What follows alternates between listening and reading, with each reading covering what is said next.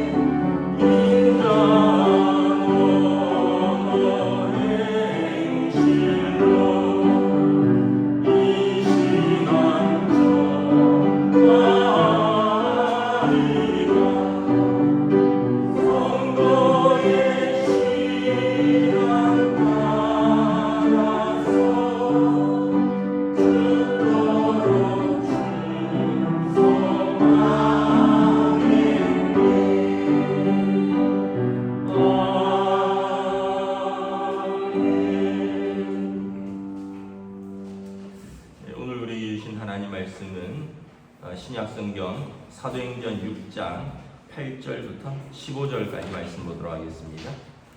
사도행전 6장 8절부터 15절까지 말씀입니다.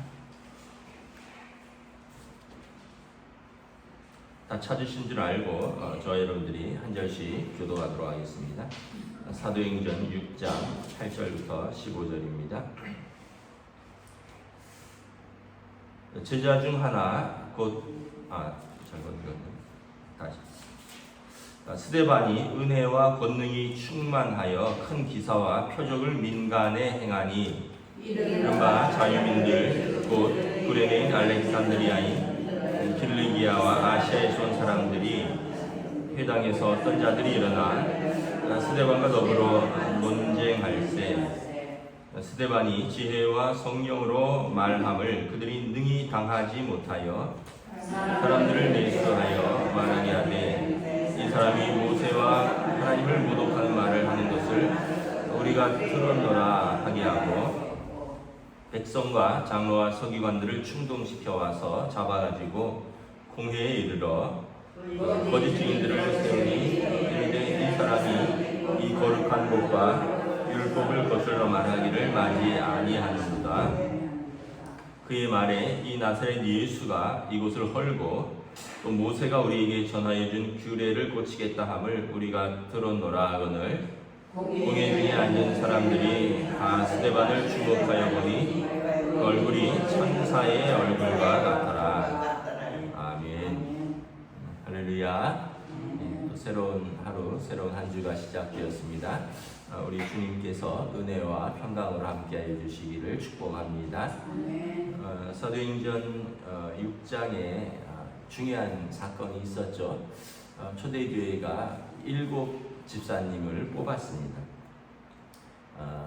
7 집사님은 이름이 이제 5절에 보면 스데반과 빌립과 브로보로와 니가노르와 디몬과 바메노와 또 유대교에 입교했던 안디옥 사람 니골라다.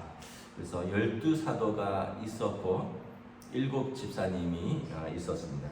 12사도들은 이제 여러 가지 일을 하다가 너무 일이 과하니 기도와 말씀을 전념하고 이 7 집사님들이 이제 교회를 섬기는 사역, 그 당시에는 이제 구제 사역이 가장 큰 사역이었기 때문에 구제 사역을 하려면 또 재정도 봐야 되고 또 이렇게 시간, 몸, 또 여러 가지를 이제 사역을 해야 되는데, 그래서 식탁의 봉사라고 했죠.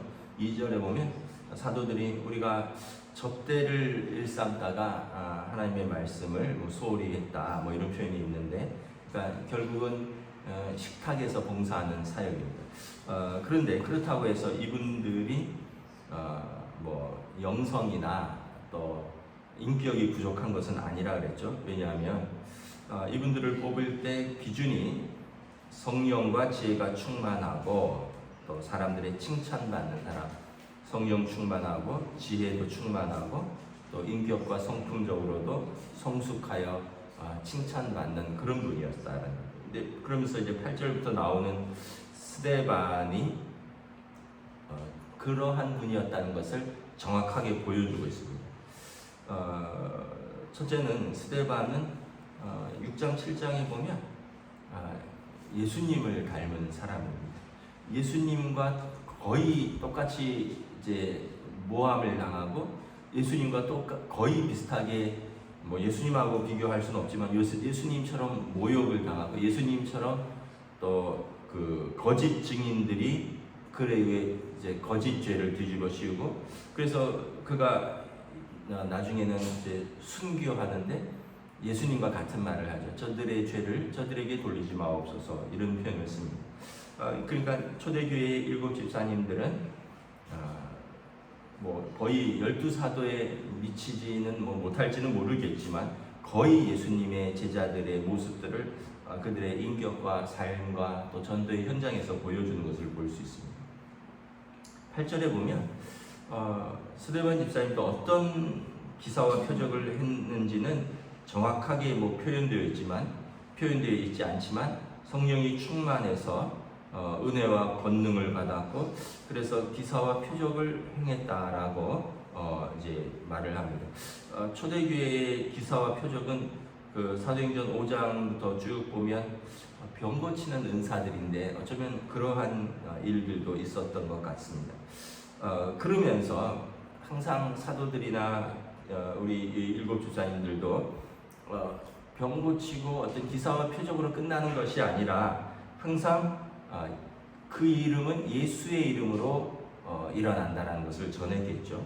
그러다 보니까 9절에서 많은 자유민들 이제 이 사람들하고 이제 예수님에 대해서 논쟁을 하게 됩니다. 9절에 보면 구레네인, 알렉산드리인, 길리기아, 아시아에서 온 사람들의 회당에서 그 당시는 이제 여러 곳에 회당이 있었습니다. 성전이 있지만, 그런데 이제 그 사람들이 모이는 회당 곳곳에서 아마 예수님의 이름을 전하고 또 그가 기사와 표적을 행했던 것 같습니다. 구레네와 알렉산드리아는 이집트 쪽이고요, 아프리카 쪽입니다. 길르기아와 아시아는 터키 쪽이고 중앙아시아를 말하는 거죠. 그러니까 아마 굉장히 활발하게 활동을 했던 것 같아요. 뭐 아래쪽 위쪽 가리지 않고 회당에서 만나는 사람들에게 예수님을 전하고 또 그 예수님의 이름으로 기사와 표적이 일어났던 것 같습니다. 논쟁을 하면 스데반을 능히 당하지 못한다는 거죠. 왜냐하면 그분에게는 지혜와 성령에 말하는 것을 능히 당하지 못한다는 거죠. 7장에 스데반이 순교하기 전에 마지막 설교가 나오는데 보면 이스라엘 역사에 정통합니다. 7장 전체가 스데반의 설교인데 아브라함, 요셉, 모세, 다윗, 이스라엘의 구속사적인 큰 역사적인 인물들과 사건들을 통해서 하나님께서 모세와 같은 선지자를 통해서 어떻게 이스라엘을 구원하시느냐, 우리를 구원하시느냐를 7장 전체가 설교를 합니다. 그러니까 스데반은 역사에 정통하고 또 구속사라 그러죠. 하나님의 구원의 그 역사를 이제 잘 설명할 수 있는 그런 능력으로 있어서 말로는 당할 수가 없었다라고 성경은 말을 하고 있습니다. 예수님께서 요한복음에서 너희가 내 이름으로 나중에 공회에 잡혀갈 것이다. 그때 무슨 말을 할까 염려하지 말라. 성령께서 마땅히 너희에게 말할 것을 알려주시리라 말씀하셨습니다. 그러니까 사실 12사도도 그렇고 스데반도 그렇고 이제 앞으로 계속 이제 교회의 본격적인 핍박이 시작이 됩니다.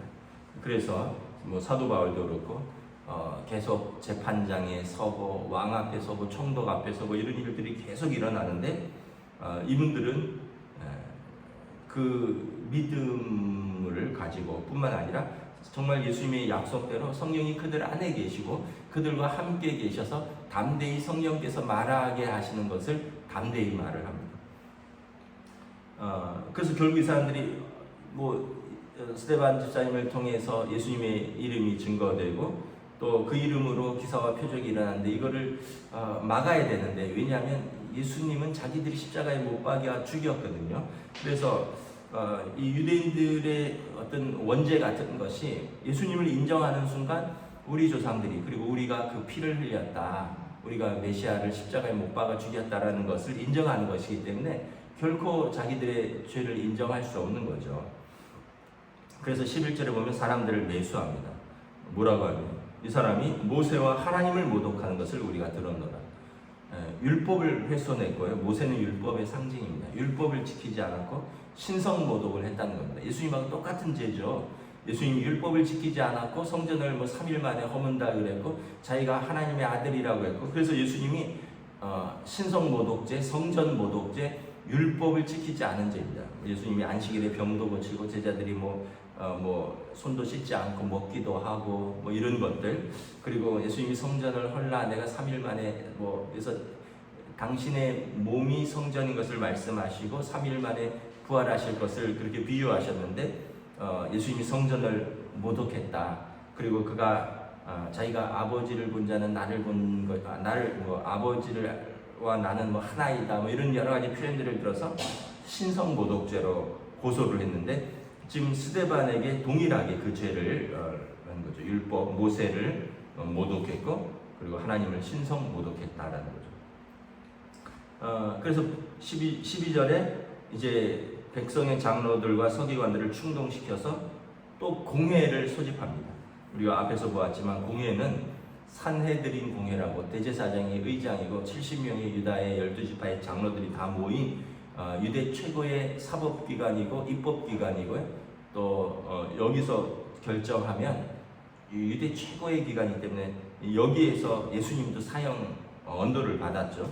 그러니까 지금 예수님의 제자들이 12사도들도 그렇고 7집사님들도 그렇고 지금 공회에 계속 서는 겁니다. 이게 굉장히 두려운 것이죠. 여러분 우리가 그런 일은 일반인들이 없지만 어떤 일로 여러분 기소돼서 경찰, 검찰 그래서 재판에 서보면 아마 일반인은 감당하기 힘들 거예요. 비용도 들고 얼마나 두렵겠습니까? 거기에서 고소당하고 법정에 서는 것입니다. 그런데 이게 다 13절에 보면 모함이었다는 거죠. 거짓 증인들을 세웠다는 거죠. 증인은 두 가지 의미가 있죠. 첫째는 내가 보고 들은 것만 말한다라는 것이고요. 두 번째는 그렇기 때문에 이것은 내가 이제 생명을 걸고 이걸 말한다. 그래서 증인이 이제 나중에 동일한 단어가 마터가 순교자라는 의미가 있습니다. 사도들이 공회에서 너희가 예수의 이름으로 말하거나 예수의 이름으로 가르치지 말라라고 위협하고 매를 맞고 노예갈 때 그들이 뭐라 그랬냐면, 우리가 당신들의 말을 듣는 것이 옳은가 하나님의 말을 듣는 것이 옳은가 판단하라. 우리가 보고 들은 예수 그리스도에 대한 증인이라 우리가 보고 들은 것을 말하지 아니할 수 없다, 이렇게 얘기했습니다. 그래서 그러면서 이제 순교자라는, 초대교회는 증인은 순교자라는 의미입니다. 근데 이 사람들은 거짓 증인들이죠. 거짓 증인들이 예수님도 그렇고 사도들도 그렇고 일곱 집사님들도 모함을 하는데, 이 사람들은 그것 때문에 목숨을 걸지는 않습니다. 그러니까 거짓이 되는 거죠. 참 증인은 그 진리를 위해서 목숨을 거는 사람이고요. 거짓 증인은 목숨을 거는 일이 없죠. 거짓을 위해서 왜 목숨을 겁니까? 근데 이 사람들이 뭐라고 말합니까? 이 사람이 이 거룩한 것과 율법을 거슬러 말하기를 마지 아니하였다. 예수님하고 제가 똑같죠. 이 거룩한 것, 성전 모독이고요, 율법을 지키지 않았다는 겁니다. 나아가서 또 하나님 신성 모독, 동일한 죄를 뒤집어 씌는 거죠. 14절에 그의 말에 이 나사렛 예수가 이것을 홀고 또 모세가 우리에게 전하여 준 규례를 고치겠다함을 우리가 들었노라. 예수님이 그런 말씀을 하신 거죠. 너희가 율법 1.1획이라도 다 지키지 않으면 안 된다면서 예수님이 내가 이것을 완성하러 왔더라. 그 유대인들이 율법을 그렇게 중요하게 여기지만 그렇게 지키지를 못해요. 마치 우리가 뭐 그렇게 하나님 말씀에 대해서, 기도에 대해서 우리가 그렇게 말을 하지만 사실은 그렇게 못하는 것처럼, 유대인들도 율법을 그렇게 말하지만 사실은 그렇게 율법을 지키지 못하는 사람들입니다. 그런데 예수님이 율법의 완성이다, 뭐 이런, 내가 이 율법을 완성하러 왔더라. 또 예수님께서 성전을 이제 당신의 몸에 비유해서 이제 새로 짓겠다, 이런 표현들에 대해서 이 나사렛 예수, 그러니까 그 당시 기독교인들의 고백은 뭡니까?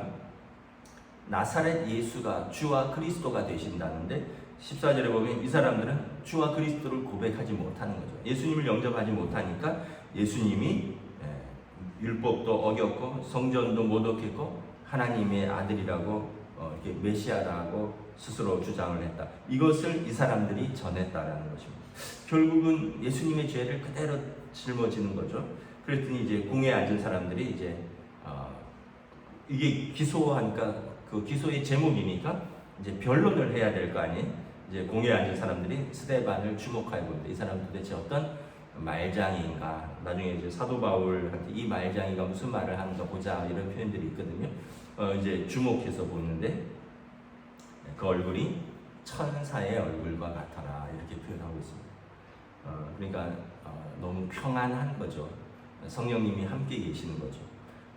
그의 얼굴은 그 두려운 상황에서 하나님이 그와 함께 계신다는 것, 성령님이 그와 함께 계신다는 것, 이것을 이렇게 보여주고 있는 거죠. 그냥 얼굴에서부터 그 성령님께서 그 안에 계신다는 이 담대함과 또 그 은혜와 그 평강이 가득 찬 것을 보여줍니다. 그러면서 이제 스데반의 설교가 7장 1절부터 50절까지 쭉 이어집니다. 구속사라 그러는데, 역사 속에서 하나님이 어떻게 우리를 구속하느냐, 예를 들면 이런 게 구속사입니다. 요셉은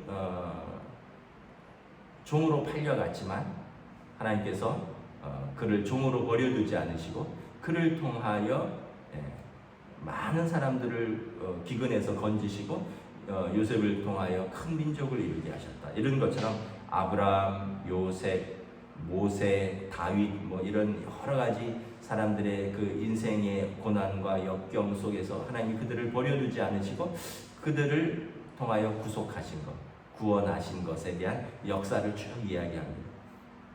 저와 여러분들도 다 구속사의 역사가 있습니다. 다 예수 믿기 전에 상태가 있고요, 예수 믿은 이후의 상태가 있고요. 그러면서 우리는 어떤 사람이 되어가느냐, 부족하지만 예수님 닮아가는 제자들이 되어가는 것이겠죠.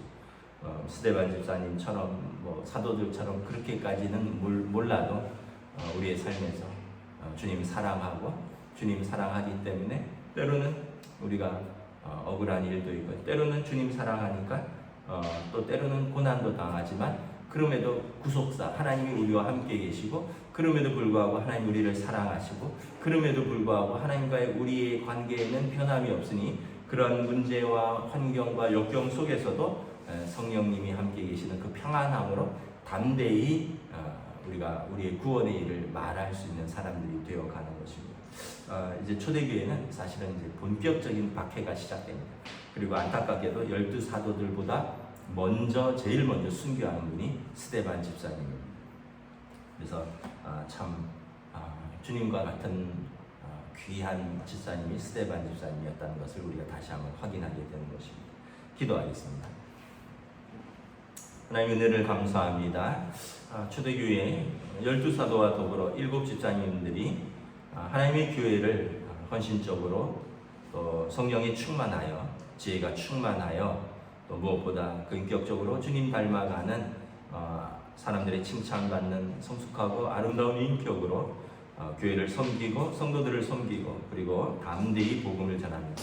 그들이 복음을 전할 때 표적과 기사가 일어나고 또한 그들을 통하여 예수 그리스도의 이름이 증거되고 또한 주님께서 약속하신 대로 성령이 그들과 함께 계시니 그들이 어떤 자리에 서 있든 회당에 있든 길거리에 있든 공의 재판장에 서 있든 담대히 복음을 증거합니다. 그리고 그들의 마음속에는 하나님께서 그들과 함께 하시는 어떠한 관계도 우리를 그리스도의 사랑 안에 있는 하나님의 사랑에서 끊을 수 없는 것을 확신하기에 그들이 담대히 그리고 평안하게 복음을 전파합니다. 때로는 순교의 자리에 간다 할지라도 주님과 같은 모습으로 순교하는 스데반 집사님의 모습을 보면서 우리 믿음의 삶이란 무엇인가, 증인의 삶이란 무엇인가, 성령님께서 함께 하시는 삶은 무엇인가, 제자의 삶은 무엇인가를 다시 한번 돌아봅니다. 우리의 구속사 속에서 우리를 구원하여 주신 하나님을 찬양하며 오늘도 우리의 믿음의 삶을 성령님 인도하여 주시옵소서. 감사를 드리오며 우리 주 예수 그리스도 이름으로 기도드리옵나이다. 아멘. 하늘에 계신 우리 아버지 이름을 거룩하게 하시며 아버지 나라가 오게 하시며 아버지 뜻이 하늘에서와 같이 땅에서도 이루어지게 하소서. 오늘 우리에게 일용할 양식을 주시고 우리가 우리에게 잘못한 사람을 용서하여 준 것 같이 우리 죄를 용서하여 주시고 우리를 시험에 빠지지 않게 하시고 악에서 구하소서. 나라와 권능과 영광이 영원히 아버지의 것입니다. 아멘.